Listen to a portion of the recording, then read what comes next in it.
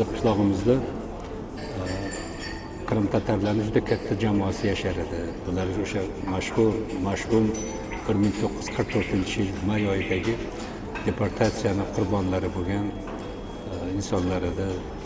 Nihoyatda mehnatkash, ahil, samimiy, oqko'ngil insonlar bo'lganini shu biz kichkina paytimizda ota-onamiz gapirib berishardi. Ularni qanday ko'chib kelgani, maktabga borganimda, ulg'aygan paytimda shu Qrim tatar do'stlarimizni juda ko'pchiliklarni, yoshi kattalarini, ularning ayrimlari bizni maktabimizda o'qituvchilik qilishardi, dars berishardi. Ular endi shu og'ir kunlarni, og'ir qismatlarni boshidan kechirgani uchun irodasi mustahkam, hayotga to'g'ri baho beradigan, sinovlardan o'tgan insonlar bo'lganini men hozir ham yaxshi eslayman.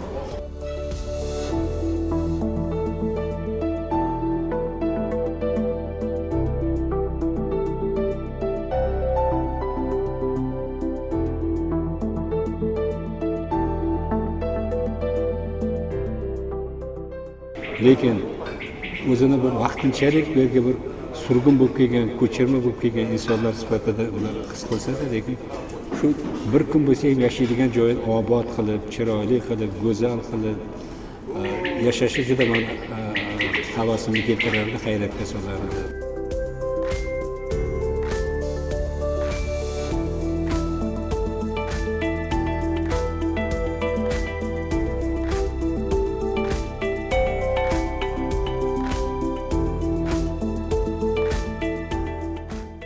Mana shulardan keyin suhbatlashib, gaplashib, Parkentda esimda qolgan ba'zi so'zlarni, qo'lyozmalarni o'qigandan keyin, yana gaplashgandan keyin shu 1 yil, 1,5 yilda men shu Qrim tatar tilini bemalol o'qib tushunadigan, shu Qrim tatar adabiyotiga bo'lgan, Qrim tatar xalqiga bo'lgan hurmatimni men bir umr qalbimda saqlaganman. Bundan keyin ham shuni doim saqlab, mana oilamga, bolalarimga gapirib beraman deb.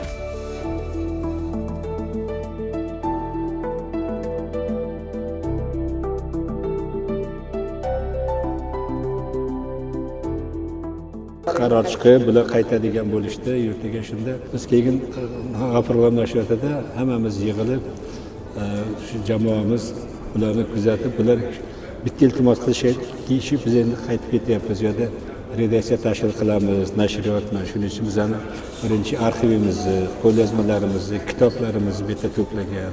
Eski mashinkalari bormi, shu foydalangan stol-ustullari bormi, hammasini ortib, kuzatib, shu keyin xayrlashganmiz bilan mana shu.